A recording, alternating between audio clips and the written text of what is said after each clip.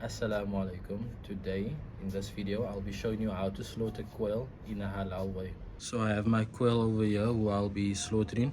Couple of things that you need to keep in mind is you don't want to slaughter the quail in front of the other quail. You don't want to expose the knife to the quail before you slaughter the quail. And none of these things that I mentioned is farled, compulsory, but it's part of the etiquette, it's part of the sunnah of slaughtering. So it's recommended that you don't do those things. Also, you want to make sure that before slaughtering the bird, that you keep the bird calm. You don't want to hold the bird in such a way that it will cause the bird to be distressed. Although having the bird in your hands, it's obviously the bird's not comfortable, but you want to make it as comfortable as possible. And another sunnah of before slaughtering is to give the animal a bit of water.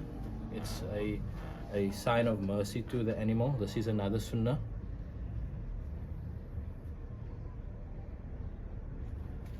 Okay, alright, so we are ready to slaughter the quail. Okay, I have my brother who will be helping me because the neck is a small neck. I will need help with somebody holding the neck while I slaughter.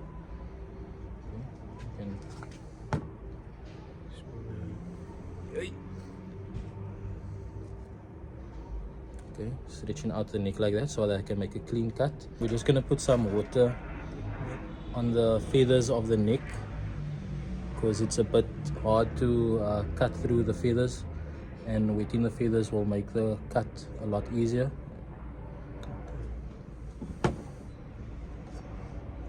It's very important. The most important thing is that you slaughter in the name of Allah. So you will say Bismillah, Bismillah ya Allahu Akbar, Bismillah ya Allahu Akbar. Okay, and underneath here I have a bucket that's catching the blood. If you are slaughtering multiple birds, you want to make sure that before slaughtering the next bird that you clean the knife, you clean the surfaces, and you hide the carcasses of the previous birds. And after slaughtering, let the blood drain completely before you start processing the meat. This is part of the sunnah, part of the etiquette of slaughtering in a halal manner. You can process the meat however you want. I'm just showing you how I'm processing the meat. Some people prefer to have the whole wing intact, but because of how difficult it is to take the feathers off the wing, I prefer to cut the wing off. I'm not taking off the entire wing, I'm just taking off the part that doesn't have much meat and is very difficult to take off the feathers. Next, what I do is I enter from the neck and cut a bit from the skin just so that I can get my fingers under the skin and start pulling the feathers off easily from the bird. It might look like I'm struggling a bit to get the feathers off from the bird, but it's just because of the gloves. One of the tricky parts to get the feathers off is the back of the bird. The feathers are very stubborn over there. And then what I'll also do is I'll cut the tail off.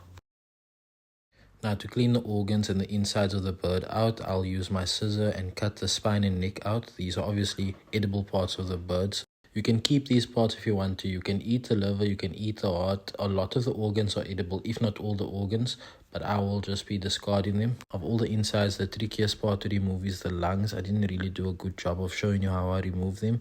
I'm just using my thumb to remove the lungs. Once I have everything removed, I can clean the bird a lot better under a tap or in a bucket of water. Once they're cleaned properly, I can put them in the freezer until I'm ready to cook with them. And the rest of the bird I'll be burying. If you enjoyed this video and feel that it was a benefit, then I would appreciate it if you like the video and subscribe to the page. Also, if you want to learn more about raising quail and would like to be part of an interactive workshop, then there will be one taking place on the 19th of October in Cape Town. You can register by WhatsApping the number in the video.